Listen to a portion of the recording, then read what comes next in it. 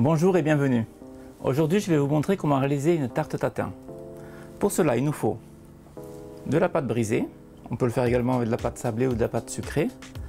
Des pommes, un petit peu de sucre, du beurre et c'est tout. Donc, pour les proportions, vous pourrez les retrouver directement sur la fiche technique qui se trouve sur le site meilleurduchef.com. Nous allons commencer par éplucher les pommes. Donc on peut utiliser différentes variétés de pommes, c'est selon votre choix. Préférez des pommes qui se tiennent à la cuisson,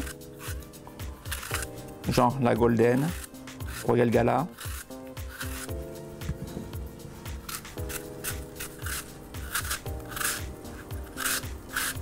Voilà, on va arrêter là, on fera la dernière si nécessaire. Donc, coupez les pommes en deux.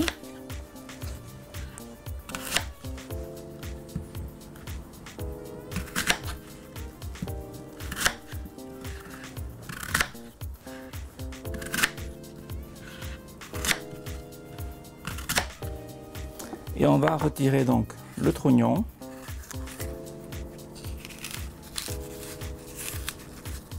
Juste la partie qui contient les pépins. C'est toujours désagréable de trouver cette partie-là sous la dent quand on mange la tarte. Et voilà pour le dernier quartier. Juste après ça, nous allons commencer à faire notre caramel. Dans l'étape suivante, c'est le caramel qui est fait de sucre et de beurre. Donc, ici nous avons un plat à tarte tatin. Donc qui va aussi bien sur le feu que dans le four. Donc, nous allons y rajouter un petit peu de beurre. Donc je l'ai fait préchauffer.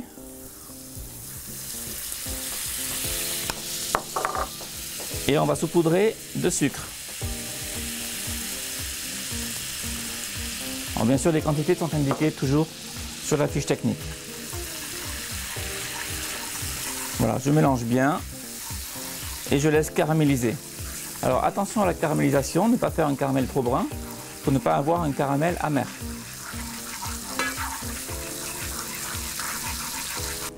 Voilà, donc je mets le feu au maximum et on laisse le caramel se former tout doucement.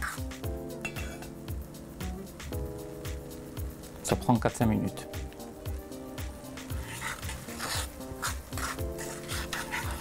Ça commence à jaunir légèrement.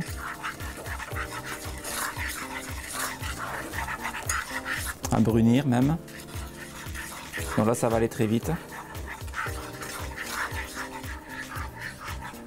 Voilà, on va arrêter là la cuisson.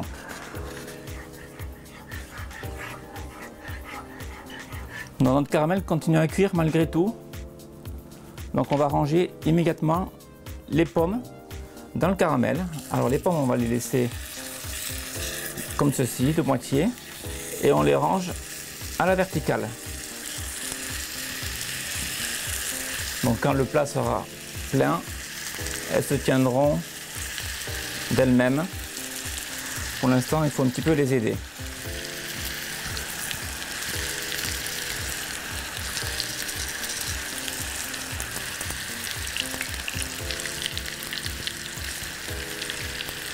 Ne pas hésiter à bien les serrer. Et le fait de rajouter un élément froid sur le caramel, ça stoppe la cuisson. Donc j'insère maintenant les pommes au centre. Donc c'est un peu plus délicat parce que l'emplacement est plus serré.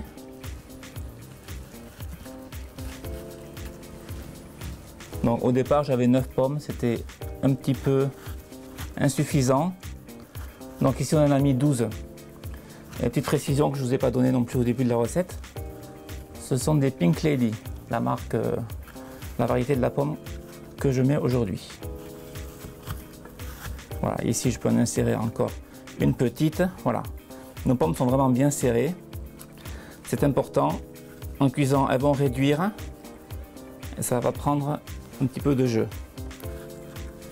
Donc je remets mon plat sur le feu de façon à commencer une pré-cuisson des pommes.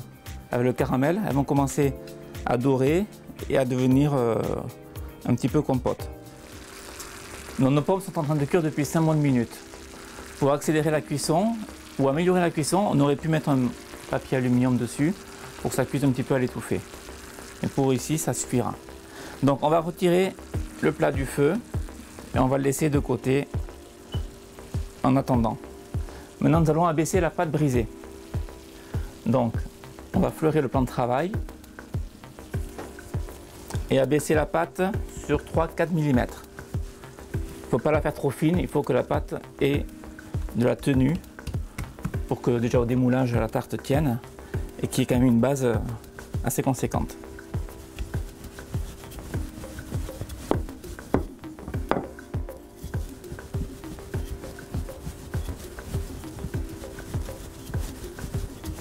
Je précise que vous pouvez retrouver la recette en vidéo de la pâte brisée sur meilleurduchef.com.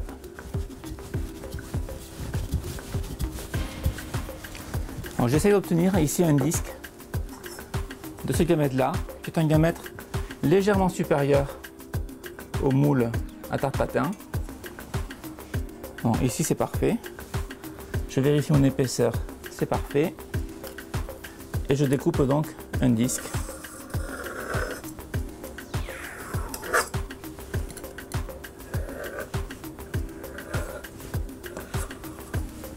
Comme ceci.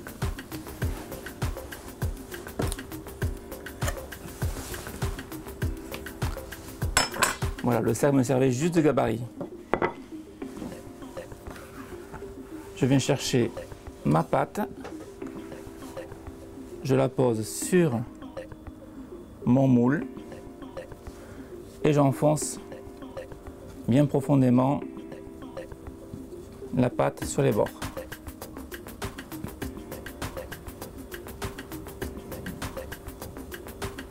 On aurait pu, si on avait voulu, rajouter un épice du style cannelle avant de poser la pâte. Ça, c'est selon les goûts de chacun, sachant que la cannelle n'est pas toujours très appréciée. Ça dépend des personnes. Voilà, donc je l'enfonce bien.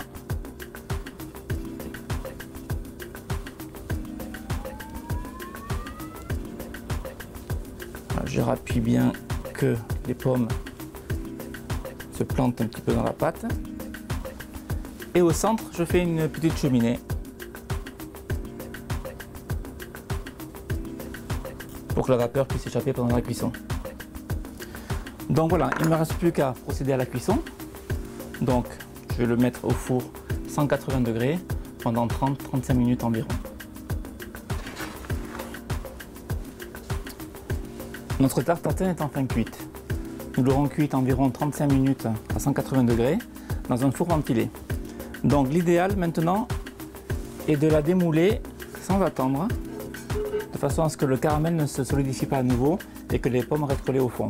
Donc je prends mon plat de service. Alors le danger, si on peut appeler ça un danger, c'est lorsqu'on va retourner le produit, il y a le caramel au fond qui risque de couler. Donc c'est de ne pas se le faire éclabousser sur les bras. Donc il faut y aller avec précaution, d'un geste rapide. Voilà, on voit donc tout le jus qui coule. On n'en a pas mis partout, c'est très bien. Et maintenant, il suffit de soulever délicatement le moule et de découvrir notre tarte tatin qui est parfaite. Il est possible de rajouter un petit nappage blond sur le dessus pour garder les pommes brillantes. Sinon, il risque de sécher si vous le servez longtemps après. Vous pouvez l'accompagner d'une cuillère à soupe de crème fraîche. Donc vous le couperez à l'assiette et vous rajouterez une cuillère à soupe de crème fraîche sur chaque part. Vous la servez tiède de préférence. Et pour ceux qui n'aiment pas la crème fraîche, vous pouvez y mettre une boule de glace, de préférence à la vanille. J'espère vous donner l'envie de faire cette tarte à la maison et donnez-moi vos commentaires, vos remarques, vos réflexions sur le site meilleurduchef.com. À très bientôt.